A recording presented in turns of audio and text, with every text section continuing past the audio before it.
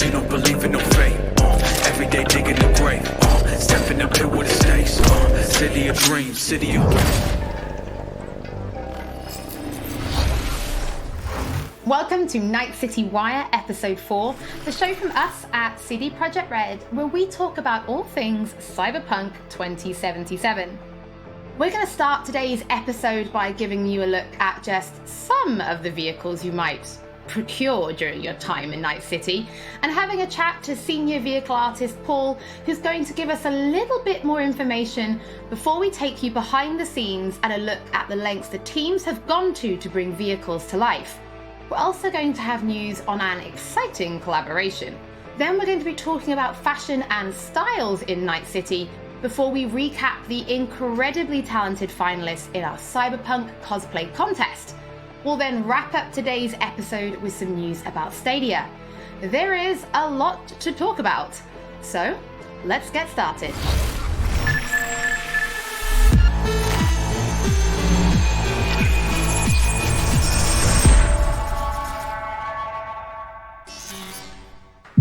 In a huge open world like Night City, you need a chill ride to get around fast. And in Cyberpunk 2077, there are tons of cool vehicles to choose from. Get this, 4-liter engine, 6-cylinder, goes from 0 to 100 in 3.2 seconds. You fucking believe that?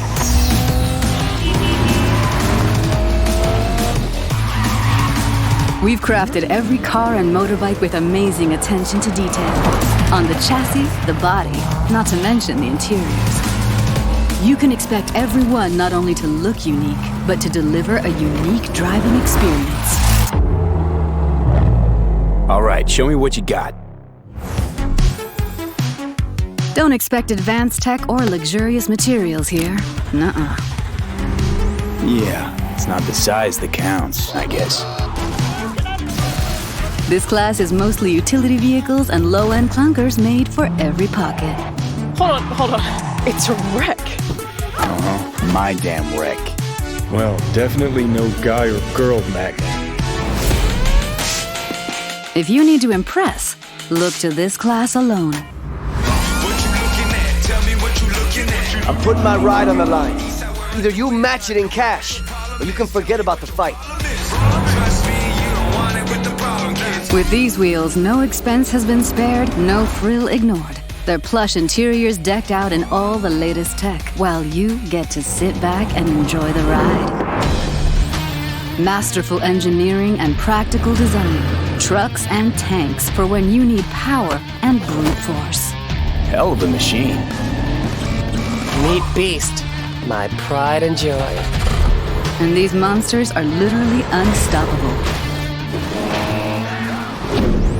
These are for chooms who love the smell of exhaust and the roar of street wildlife. Their powerful engines and exchangeable parts make them perfect for tuning. Come on! I want to smell that choo-choo burn! Whether it's street racing, running from the NCPD, or just showing off in the streets, with these high-powered beasts, you will have only respect.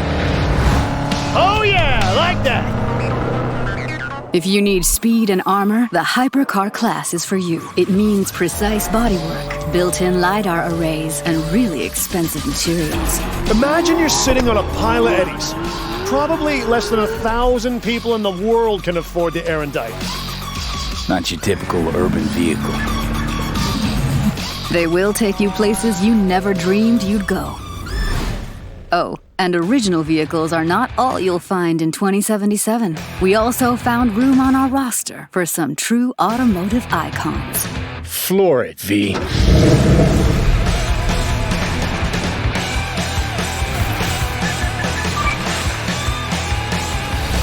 Paul, thank you so much for joining us. I think it's fair to say we've come a really long way from Roach in The Witcher, so there's a lot to talk about. Yep, there's a lot to talk about. What do you want to talk about? Well, let's start with the various classes of different cars, because in the video we saw there were things like economy and luxury vehicles.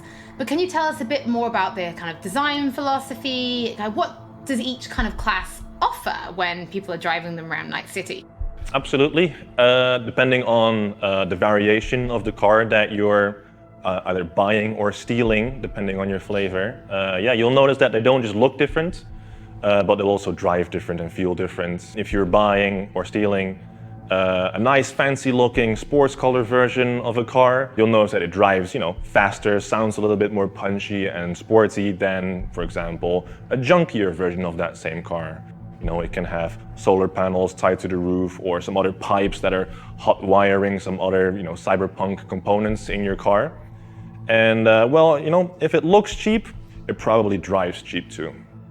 So it seems that not only do the cars look good on the outside, but there's an awful lot of detail on the inside as well. Things like the dashboard. So can you tell us more about that?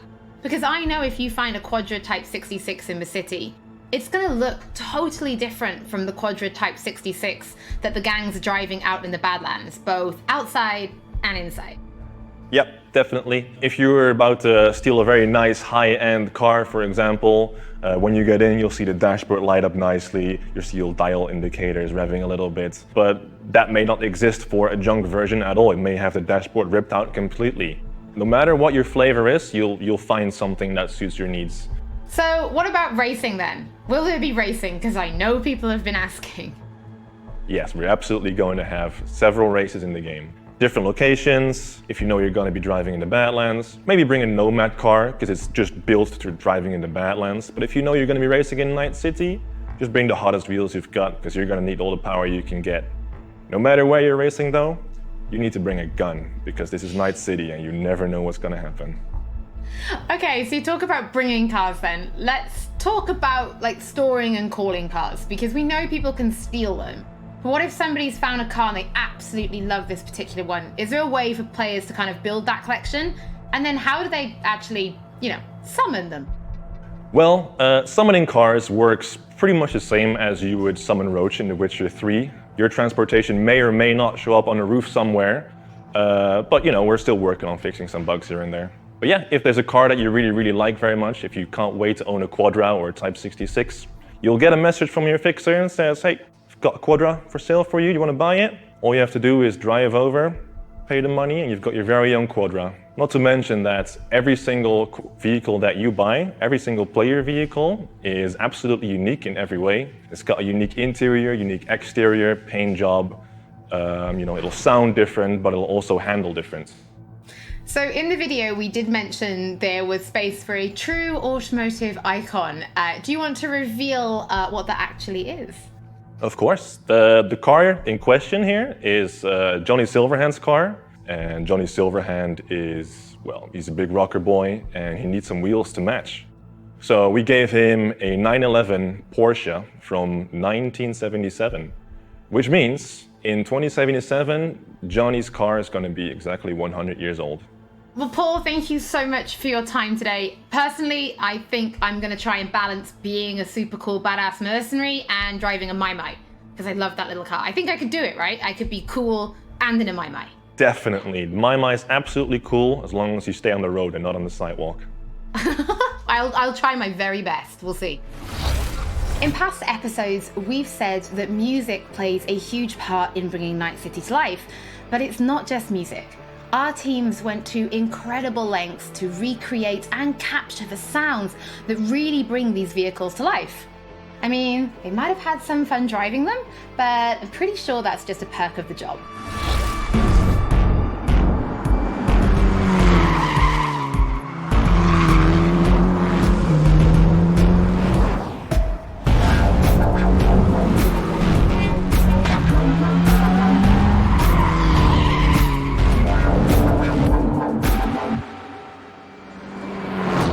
We started with the visuals and then we wanted to attach a proper sound to the visuals so that you have a nice feeling or a nice vibe of the complete car. And then we moved on to organizing the whole thing. Early on, we made the decision that we are going to record on the racetracks and then we are going to record cars in movement. We started cooperation with Tomek Choki, who is very, very well-known racing driver in Poland. That's really a nice sensation when you're driving with a racing driver and then he pushes the car to the limits.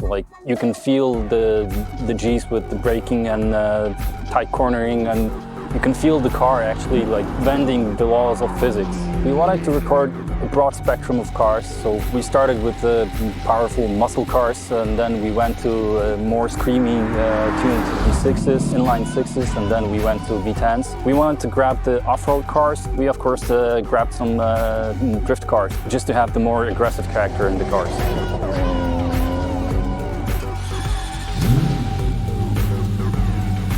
We had to assemble a sound group or a sound team that would make the placing of the mics process very, very fast, because we had plenty of cars to do in a short time span. We had the team of mechanics from a rally team, and they helped us immensely. What they've done is allowed us to put the microphones into places that we wouldn't be able to access differently. Putting a mic right into the car, they helped us to locate the places that are best. Usually place 3 microphones in the engine bay, 3 microphones in the exhaust, and 2 microphones in the car. Cars are very, very complex in terms of sound, and it's very difficult to get all the necessary components that you have to make it sound believable. But we were trying to look for something that would give us the character of the engine.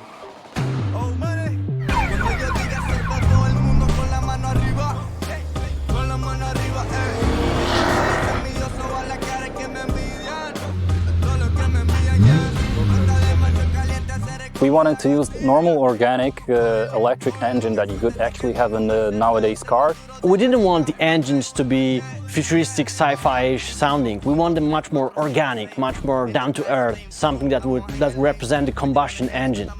And on top of that, we added small elements like the futuristic horns or like a futuristic UI of a car. It makes you feel like you are in a car of the future, and some car might talk to you, other car might have blips and bobs that will make you feel like you're in a futuristic vehicle.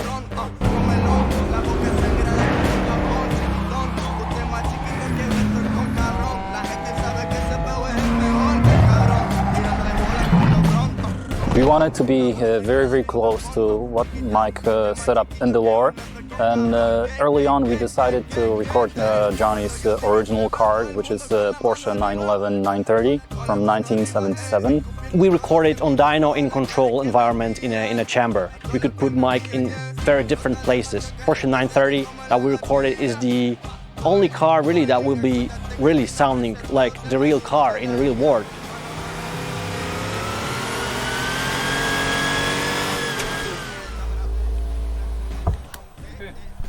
We recorded more than 40 vehicles. Not often do we record so many vehicles for a game that is not really a racing game. Truth being told, this was the hardest part in my sound career, and I'm very, very proud of what we achieved with the sound team. This was something that we didn't do before, so creating the designs, creating the technology behind how the sound behaves, that's the best thing actually I ever did in my sound career.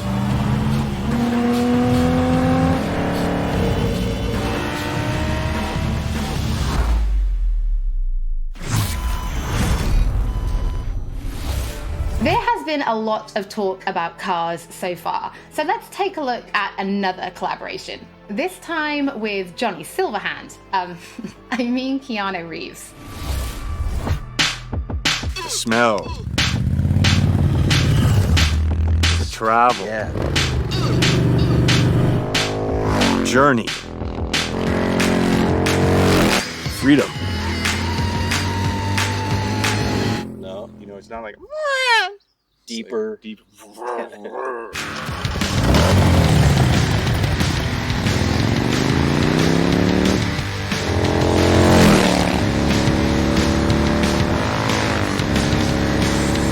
I'm Gard Hollinger. I'm Keanu Reeves.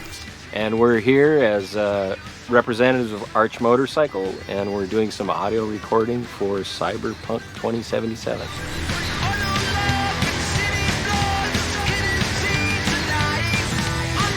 Arch Motorcycle is a custom production motorcycle company. What's unique about it is that the motorcycles are built on a production platform, but each one is designed to be able to be personalized for each customer.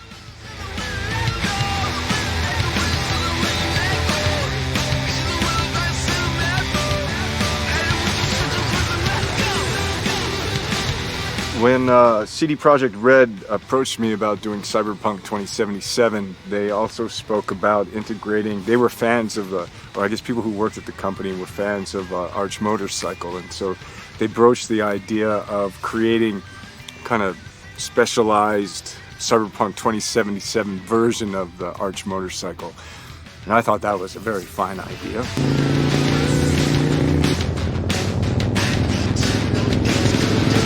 We have a motorcycle we've designed and we've been developing called the Method 143, and so that I think in particular was a creative inspiration for the designers. So they sort of used that as a basis and then went further. So it has a totally different, crazy-looking power plant. We did a little customization. It's good. I like it. Today we're capturing sounds, getting some actual sounds of a power plant, drivetrain, and characteristics of the motorcycle, which I'm sure they will, have play with and stuff, but the source will be pure.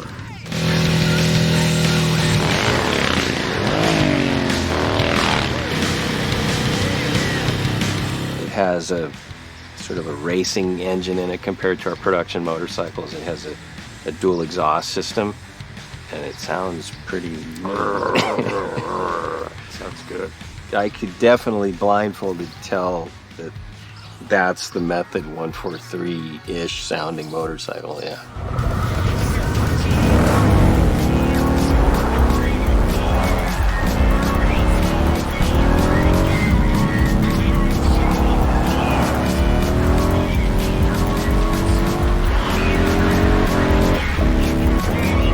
Nature of the role-playing aspect of the game, I think it'll be cool, like, to be on a bike and hearing that, going through the city streets and getting into the madness and mayhem.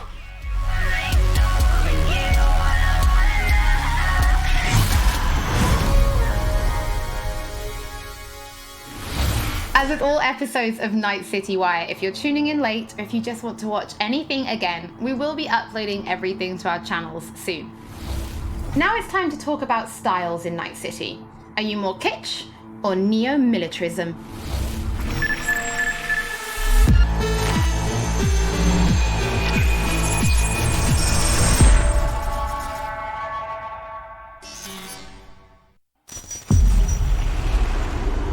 Welcome to the brief authoritative history of Night City.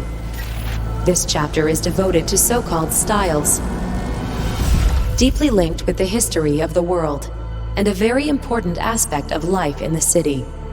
You can find them everywhere. In cars, clothes, guns, implants. They are your war paint. As one of our sponsors says, it matters not if you're dead, as long as you're doing it in style.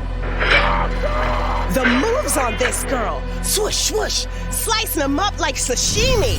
4 visual styles are evident in the Night City of 2077, each with its own history, status, and features. Neon hair, illuminated tattoos, and chrome. Function comes second. Looks are what matter.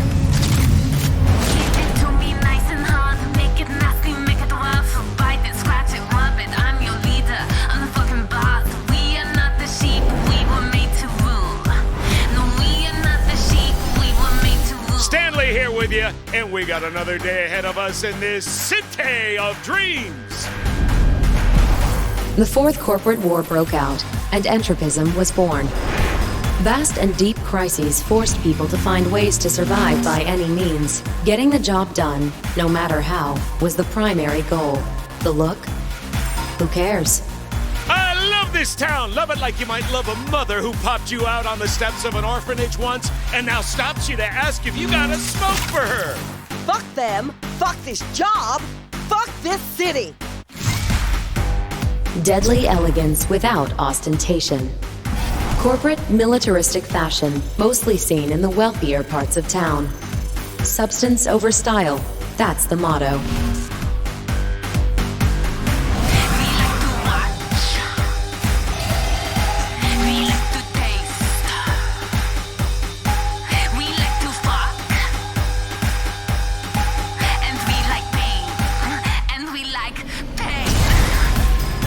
celebrities, braindance stars, business magnates, heirs to corporate fortunes, and corporate executives.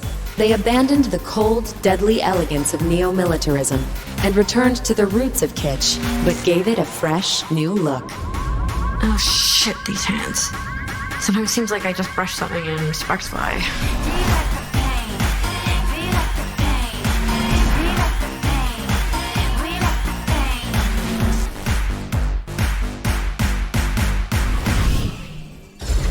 Thank you for your attention. We wish you a very pleasant stay in our marvelous metropolis. Good luck, and goodbye. NC's Legends! Know where you'll find most of them? The graveyard! Luckily, matters not where you're from, matters not where you start. What matters here is the walk you walk.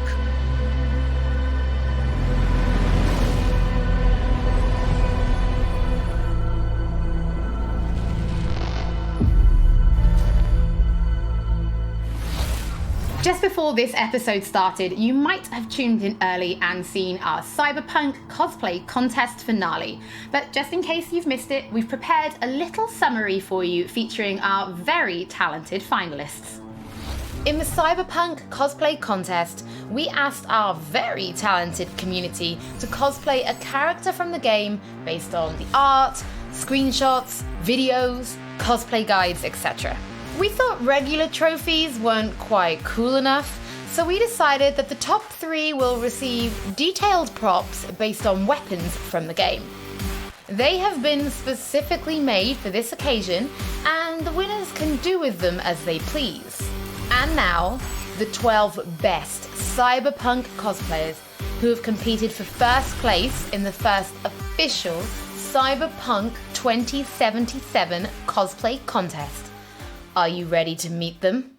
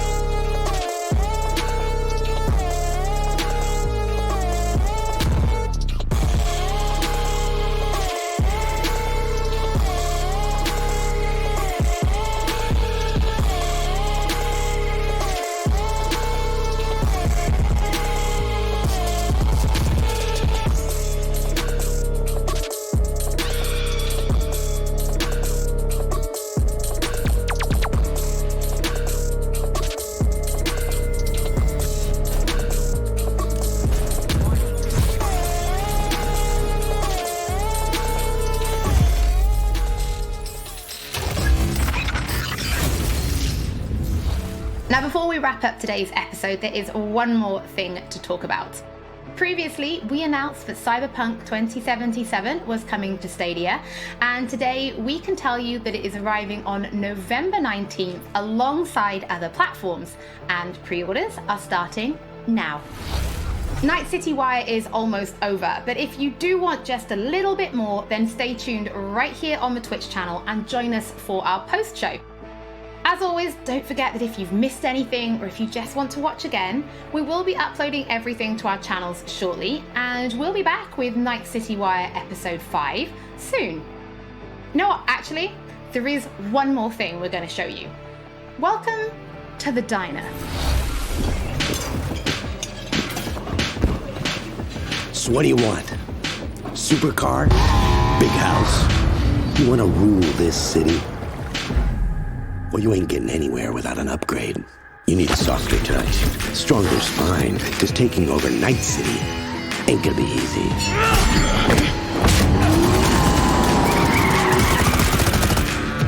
I'm in.